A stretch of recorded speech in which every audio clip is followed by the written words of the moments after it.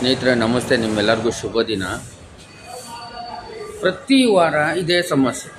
ನಮ್ಮ ಬೆಂಗಳೂರು ಮಹಾನಗರ ಸಾರಿಗೆ ಸಂಸ್ಥೆ BMTC ಕೇಂದ್ರ ಕಚೇರಿಯಲ್ಲಿ ನೋಡಿ, ಮೂಲಭೂತ ಸೌಕರ್ಯಗಳು ಟೆಂಡರ್ ಕೊಡ್ತಾರೆ. ಇವ್ರಿಗೆ ಯಾವ ರೀತಿ ಟೆಂಡರ್ ಕೊಡ್ತಾರೆ? ಇವ್ರಿಗೆ ಮೇಂಟೆನೆನ್ಸ್ ಬರೋದಿಲ್ಲ. ಮತ್ತು ಇಲ್ಲಿ ಎಲ್ಲರೂ 20 ರೂಪಾಯಿನೇ ಶೌಚಾಲಯಕ್ಕೆ ತಗೊಳ್ಳೋದು. ಇಲ್ಲಿ ಯಾವ ಮಾಧ್ಯಮದವ್ರು ಬರೋದಿಲ್ಲ. ಒಂದ್ಸರಿ ನಾನು ಕರೆಸ್ಬೇಕು, ವಿಜಯ್ ಟೈಮ್ಸ್ ಅವ್ರನ್ನ ನಾನು ಕರೆಸ್ತೀನಿ. ಈ ರೀತಿಯಾಗಿ ನೋಡಿ, ಶೌಚಾಲಯ ತೋರಿಸಿ ನಿಮಗೆ. ಪಾಪ ಎಲ್ಲ ಇಲ್ಲಿ ನಮ್ಮ BMTCಯಲ್ಲಿ ಇಂಗ್ಲೀಷ್ ಜಾಸ್ತಿ, ಕನ್ನಡ ಇಲ್ಲ.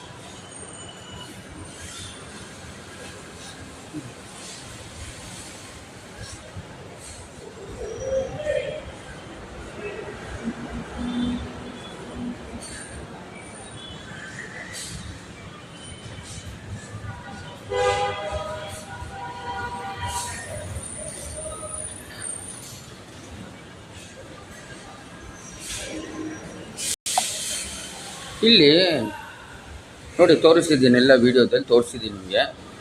ಇದು ಜಾಗೃತಿ ಮೂಡಿಸುವ ಕೆಲಸ. ನಮ್ಮ ವಿಕಲಚೇತನರಿಗೆ ಅಂತ ಬೋರ್ಡ್ ಹಾಕಿದ್ದಾರೆ. ಆದರೆ ಒಳಗಡೆ ಶೌಚಾಲಯ ಓಪನ್ ಇಲ್ಲ. ಇನ್ನೊಂದ್ಸರಿ ನಾನು ನಾಳೆ ವೀಡಿಯೋ ಮಾಡಿ ತೋರಿಸ್ತೀನಿ.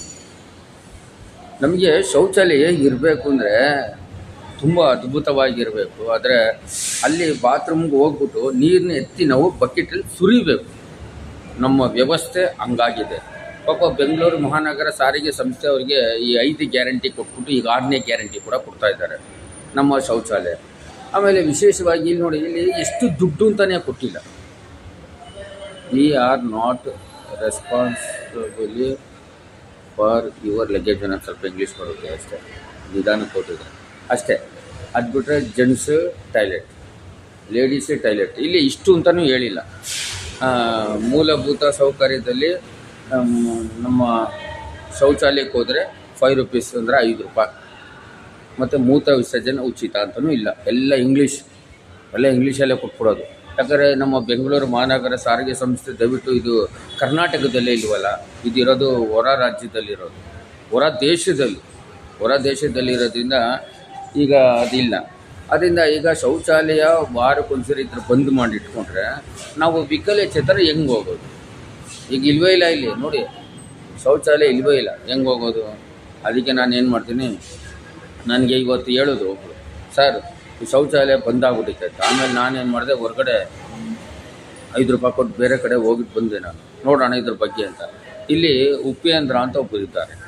ಇದು ಫುಲ್ ಇನ್ಚಾರ್ಜ್ ಅವರೇ. ಡೈಲಿ ಪ್ರತಿದಿನ ಇಲ್ಲಿ ಸೈನ್ ಮಾಡ್ತಾರೆ. ಏನಕ್ಕೆ ಸೈನ್ ಮಾಡ್ತಾರೆ? ಸುಮ್ಮನೆ ಸೈನ್ ಮಾಡೋದಷ್ಟೇ. ಇಲ್ಲಿ ಮೂಲಭೂತ ಸೌಕರ್ಯ ಇದು ಇಲ್ವಾ, ಇದನ್ನು ಸರಿಯಾಗಿ ಪರಿಶೀಲಿಸೋಣ, ಇಲ್ಲಾಂದ್ರೆ ಅದ್ರ ಮೇಲೆ ರಿಪೋರ್ಟ್ ಕೊಡೋಣ. ಮೇಲೆ ಮಾನ್ಯ ಶ್ರೀಯುತ ಸಾರಿಗೆ ವ್ಯವಸ್ಥಾಪಕ ನಿರ್ದೇಶಕರಾದ ಶಿವಕುಮಾರ್ KB ಇದ್ದಾರೆ. ಇವ್ರಿಗೆ ವರದಿ ಕೊಡಬೇಕು. ಅಲ್ಲಿ ಕಮರ್ಷಿಯಲ್ ಇರ್ತಾರೆ, ಪ್ರತಿಯೊಂದಕ್ಕೂ ವರದಿ ಕೊಡಬೇಕು. ಈ ರೀತಿ ವಿಕಲಚೇತರ ಶೌಚಾಲಯ ಇಲ್ಲ, ಈ ರೀತಿಯಾಗಿ ಇದೆ ಅಂತ ಎಲ್ಲ ಕೊಡಬೇಕು. ಮತ್ತು ಇಲ್ಲಿ ಬೋರ್ಡ್ ಹಾಕಬೇಕು, 5 ರೂಪೀಸ್ 5 ರೂಪಾಯಿ ಅಂತ ಬೋರ್ಡ್ ಹಾಕಬೇಕು. ಈಗ ಹಾಕೋದಿಲ್ಲ, ಇದು ಹಿಂಗಿದೆ ಅಂತ ಇವರು ರಿಪೋರ್ಟ್ ಕೊಡಬೇಕು. ಮೇಲೆ ಇವರು ರಿಪೋರ್ಟ್ ಕೊಟ್ಟರೆ ತಾನೇ ಮೇಲೆ ಪಾಪ ಅವ್ರಿಗೂ ಗೊತ್ತಾಗ್ತದೆ.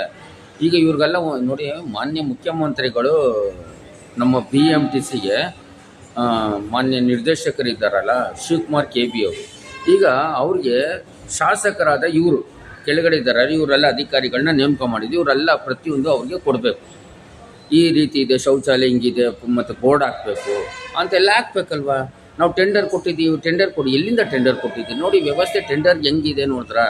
ಅದರಿಂದ ನಾನು ಹೇಳ್ತಾ ಇರೋದು ಸ್ನೇಹಿತರು, ಪ್ರತಿಯೊಬ್ಬರು ಕಾನೂನಾತ್ಮಕವಾಗಿ ಪ್ರಶ್ನೆ ಮಾಡಬೇಕು. ಈಗ ನೋಡಿ, 1-2 ದಿನ ಹಿಂದೆ ಡಾಕ್ಟರ್ BR ಅಂಬೇಡ್ಕರ್ ಅವ್ರದ್ದು ದಿನಾಚರಣೆ ಮಾಡಿದ್ರು.